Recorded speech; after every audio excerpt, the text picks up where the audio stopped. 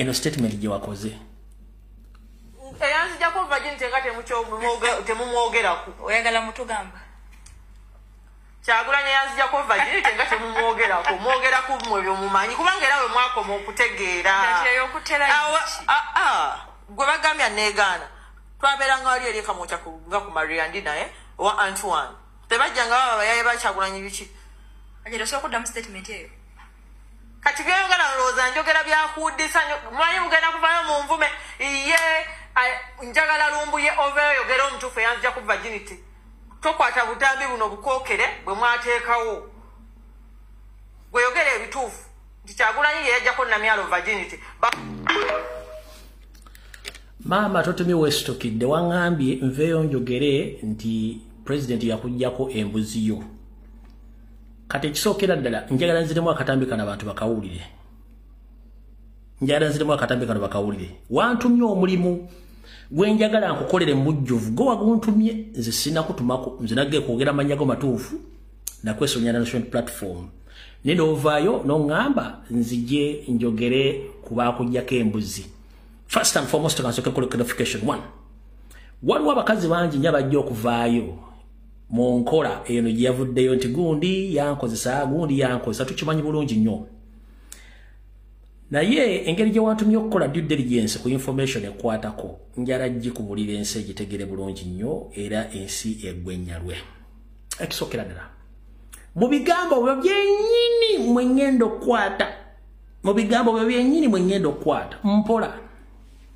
gwe walutinkudde gwe wakoze ekiwulira eyanzijako virginity nga temumwogerako oyagala mutugamba Kyagulanyi eyanzijako virginity nga temumwogerako mwogeraku mmwe byomumanyi kubanga era we mwakoma okutegeera gwe bagambya negaana twabeeranga wali eri ekamwokya nga ku Mariandi naye owa Antoine tebajjanga baba bayaye ba Kyagulanyi biki ajira osobola okuddamu statement eyo ogambye Kyagulanyi yakujjako embuzi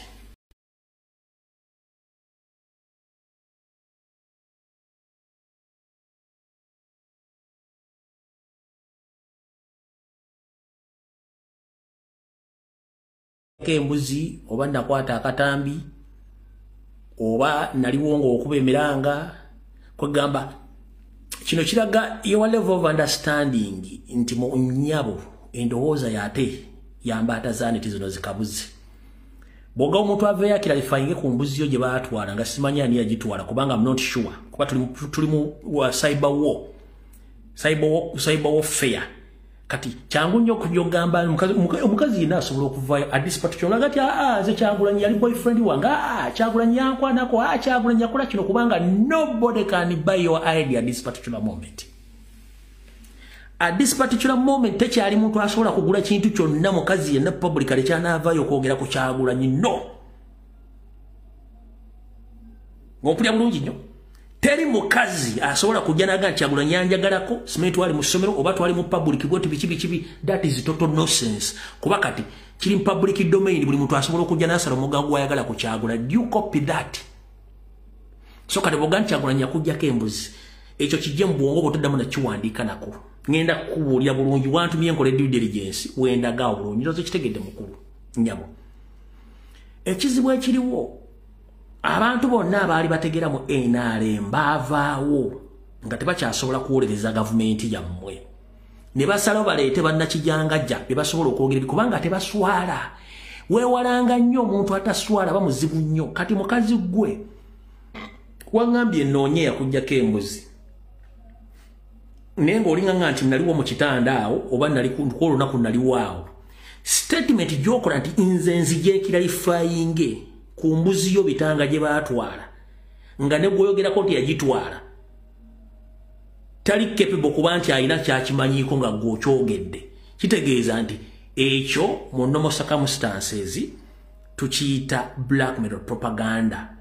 kubanga wakitaddemu omuntu gwe tumanyi nti omuntu inasobola okujja naga nti yamwebakako oba badde amwagala essaawa zino kubanga nange mu katambi akasoso gambye nebaka kusenga wange aye nenfunisa omuwala olubuto which is okay nze byo tebindya ne kati byososo okwogera mu katambi kali bwozaako kino ekya president waffe munnange biba tebikyalina makulu kati nze onjogeddeko wali which is okeze sina buzibu naye ate bwojja n'ogatako ekya president byowasoose batebiflectinga na kyasembyeyo muyige kye bayita social media muyige kye bayita communication skills. Whenever you utter any statement or you release any statement as a reference, make sure you stand on your words. The moment you change or you go against your statement, that means you are making propaganda or you are trying to blackmail someone. Wasose kunze, nzamuke with that, have no problem. Kuba sina criminal record. Kati statement ziwakoze kunze, bozili filing ane ko president, chiba techichaina makuru. Kuba any fool can come out to claim that she had an affair with the president. Any fool at this part, but nobody will accept that because we know tulimu social media warfare gwe tulimu kati sawa zino. Njojaga nti Kyagulanyi Musezi yes tujaga Musezi no problem. Yasirake wa nyoko nti nedda. Ojaga